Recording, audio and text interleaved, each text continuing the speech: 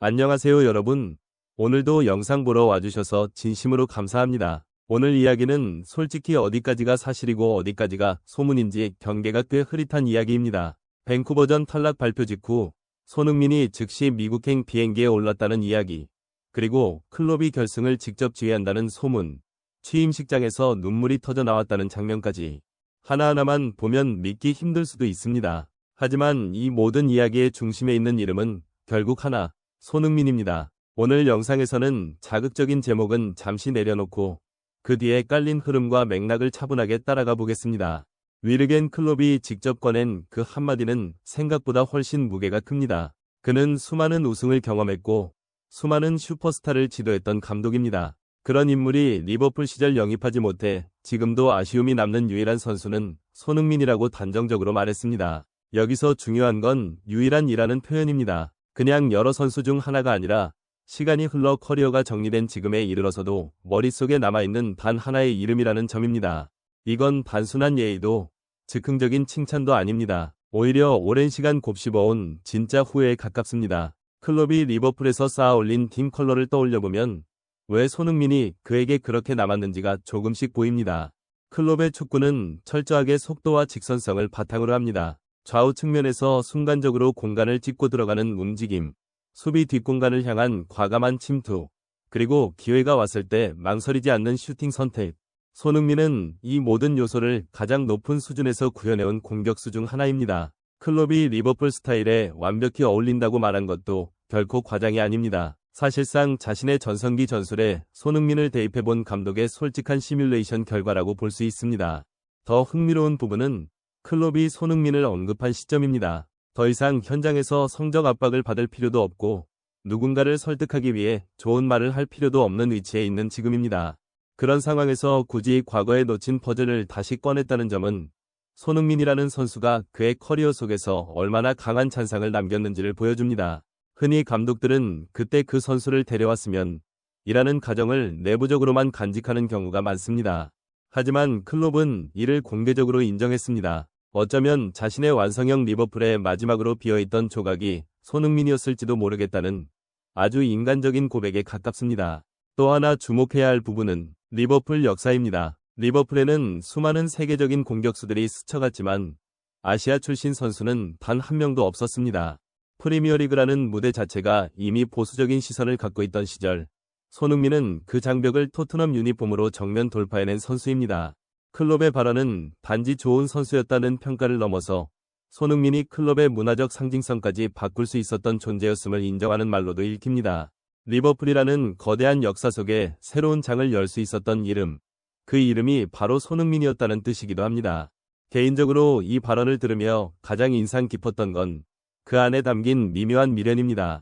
클롭은 이미 모든 것을 잃었다고 해도 과언이 아닌 감독입니다. 그런데도 단 한 명을 떠올리며 아쉬움을 이야기한다는 건 손흥민이 감독들의 머릿속에서 어떤 선수로 분류되는지를 잘 보여줍니다. 시스템의 일부로도 대체 가능한 자원으로도 아니라 팀의 성격 자체를 한 단계 바꿀 수 있는 선수로 기억되고 있다는 점입니다. 비록 실제로 함께하지는 못했지만 그 상상만으로도 클롭의 축구 인생 한켠에 남아있었던 이름. 그래서 이 발언은 짧지만 유난히 길게 울리는 말로 남습니다. 클롭과 손흥민은 생각보다 훨씬 오래 서로를 지켜봤습니다. 클롭은 마인츠에서 지도자로 커리어를 시작해 도르트문트에서 전술가로 명성을 얻었고, 손흥민은 함부르크에서 가능성을 증명한 뒤 레버쿠젠에서 리그 정상급 공격수로 성장했습니다. 이 시기 손흥민은 클롭의 도르트문트를 상대로 유독 강한 인상을 남겼습니다. 공간을 파고드는 움직임, 순간적인 슈팅 선택, 그리고 경기 흐름을 바꾸는 득점까지. 그래서 당시 독일 무대에서는 클롭이 가장 경계하던 선수라는 말도 나왔습니다. 감독과 선수로 직접 함께하지는 않았지만 서로의 존재는 늘 시야 안에 있었던 셈입니다.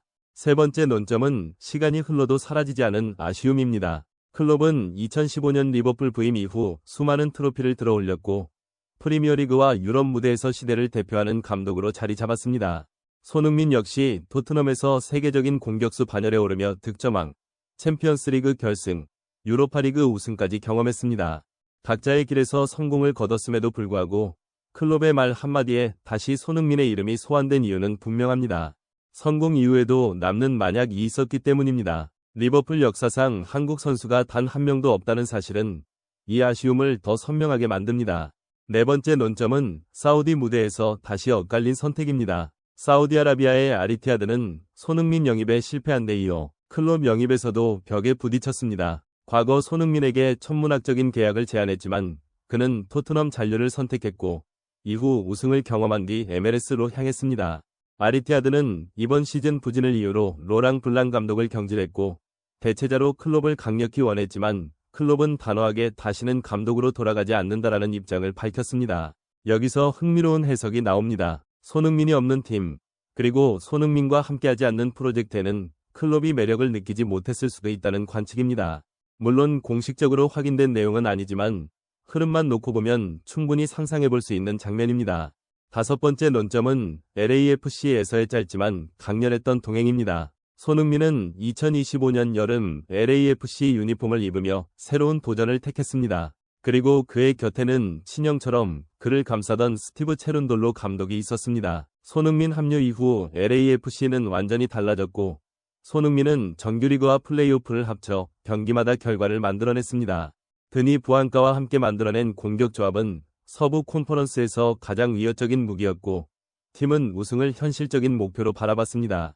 밴쿠버와의 승부차기 패배는 결과적으로 탈락으로 이어졌지만 체룬돌로 감독은 손흥민을 두고 월드클래스라 말하며 공개적으로 존경을 표했습니다.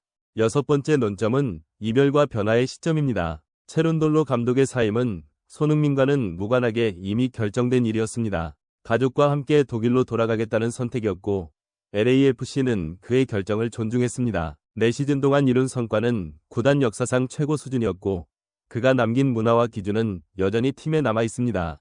손흥민은 이제 새로운 감독과 함께 새로운 시즌을 준비해야 하는 상황에 놓였습니다. 팀은 마크 도스 산토스를 후임으로 고려하고 있지만 변화의 크기는 결코 작지 않습니다.